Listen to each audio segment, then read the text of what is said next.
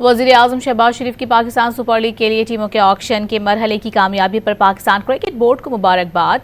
वज़ीर-ए-आज़म शहबाज शरीफ का कहना है कि PSL खित्ते की बड़ी लीग्स में सरफहरिस्त बन गई है।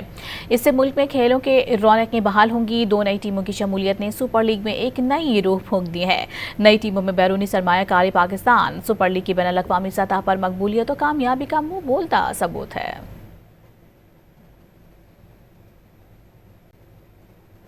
वज़ीर-ए-आज़म शहबाज शरीफ की पाकिस्तान सुपर लीग के लिए टीमों के ऑक्शन के मरहले की कामयाबी पर पाकिस्तान क्रिकेट बोर्ड को मुबारकबाद। वज़ीर-ए-आज़म शहबाज शरीफ का कहना है कि PSL खित्ते की बड़ी लीग्स में सरफहरिस्त बन गई है।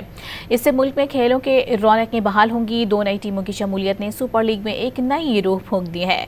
नई टीमों में बैरूनी सरमायाकारी पाकिस्तान सुपर लीग की बैनुल-अक़वामी सतह पर मकबूलियत और कामयाबी का मुंह बोलता सबूत है।